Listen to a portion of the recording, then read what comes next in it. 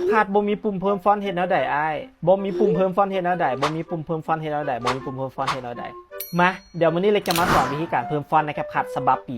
2025 ซึ่งก็น่าแน่นอนเล็กได้เฮ็ดคลิปลงไปในปี 2023 เนาะก็คือการติดตั้งฟอนต์ในแคปคัทเนาะแล้วในคอมเมนต์ที่เล็กเฮ็ดคลิปตัวนั้นลงไปเนาะมันจะมีคนถามมาว่าบ่มีปุ่มเพิ่มฟอนต์เฮ็ดแนวใดบ่มีปุ่มเพิ่มฟอนต์เฮ็ดแนวใดก็คือเล็กเบิ่งแล้วแบบมีคนถามเล็กเข้ามาหลายแฮงเดี๋ยวเขาจะมาเบิ่งวิธีการเพิ่มฟอนต์ฉบับปี 2025 นำกันเนาะว่าเฮ็ดแนวใด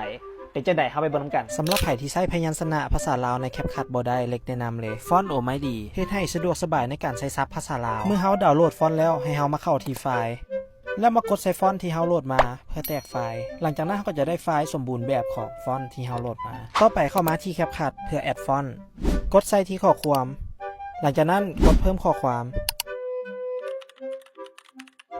หลังจากนั้นให้กดที่แท็บฟอนต์ให้ทุกคนเลื่อนแท็บไปด้านซ้ายแล้วกดที่แท็บแบบอักษรให้ทุกคนกดใส่ที่คำว่าเพิ่มแล้วมากดใส่ที่แบบอักษรเพื่อเพิ่มฟอนต์หลังจากนั้นให้เลือกฟอนต์ที่เราแตกไฟล์เพื่อแอดเข้าในแคปคัทหลังจากเราเลือกฟอนต์แล้วให้มากดที่คำว่าเปิดแล้วฟอนต์ที่เราแอดเข้ามามันก็จะมาอยู่ในแบบอักษรของเราซึ่งฟอนต์บุตรล้อที่เรากำลังใช้อยู่ตอนนี้อยากให้ทุกคนสังเกตเบิ่งสระอีซึ่งฟอนต์มันบ่อ่านในแคปคัทเลยเฮ็ดให้ฟอนต์ภาษาลาวบางส่วนบ่สามารถใช้ได้ในแคปคัทและฟอนต์ที่เล็กอยากแนะนำทุกคนก็คือฟอนต์โอไมดีที่เฮ็ดขึ้นมาใช้กับแคปคัทโดยเฉพาะซึ่งเราจะใช้แป้นพิมพ์ไทยในการพิมพ์ภาษาลาวแทนแล้วเราก็จะได้ฟอนต์งามๆแบบนี้ใช้ในการตัดต่อวิดีโอและนี่ก็จะเป็นวิธีติดตั้งฟอนต์ในแคปคัทฉบับปี 2025 สำหรับใครที่อยากให้เล็กสอนวิธีใดในแคปคัทคอมเมนต์บอกเล็กได้เลยถ้าวิดีโอนี้มีประโยชน์อย่าลืมกดไลค์กดแชร์กดติดตามเล็กไว้